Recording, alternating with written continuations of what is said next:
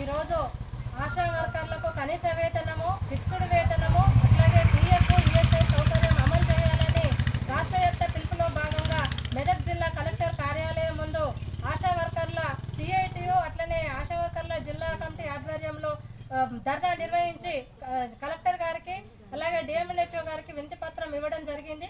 ఆశా వర్కర్లు గత 20 సంవత్సరాల నుంచి పనిచేస్తున్నప్పటికీ ఇప్పటి వరకు ఫిక్స్డ్ వేతనం అనేది ప్రభుత్వము నిర్ణయించి అమలు చేయడం లేదు.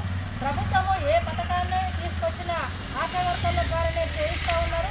ఏ సర్వే వచ్చినా ఆశా వర్కర్ల ద్వారానే చేయిస్తూ ఉన్నారు. మరి ఆశా వర్కర్లకు ఇచ్చేది మాత్రమైతే నామమాత్రంగా అది పారితోషికము, ప్రోత్సాహం పేరుతోనే ఫీజు రేట్ లెక్కల వాళ్లకు వేతనాన్ని అమలు చేస్తూ ఉంది. ఇది కరెక్ట్ పద్ధతి కాదు. ఆశా వర్కర్లు చేసేది గ్రామంలో ప్రతి ఒక్క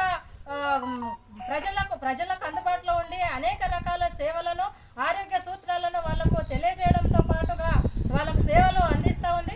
24 గంటలుగా వాళ్ళకు అందుబాటులో ఉండి అనేక రకాల సేవలు అందిస్తున్న ఆశా కార్యకర్తలకు ఈరోజు రాష్ట్ర ప్రభుత్వం కానీ కేంద్ర ప్రభుత్వం కానీ ఇలా నష్టం చేస్తూ ఉన్న పరిస్థితి ఉన్నది. అందుకే ప్రభుత్వాన్ని మేము డిమాండ్ చేస్తూ ఉన్నాం. ఆశా వర్కర్లకు ఫిక్స్డ్ వేతనం ఇవ్వాలి, అట్లాగే కనీస వేతనం 26,000 రూపాయలు ఇవ్వాలి.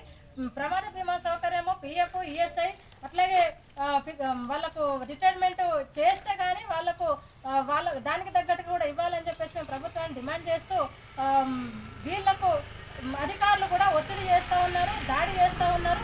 చిన్నశంకరంపేటలో జరిగినటువంటి ఆశా వర్కర్ల మీద దాడి మేము సిఐటిగా ఆశా యూనియన్గా మేము ఖండిస్తూ ఉన్నాం.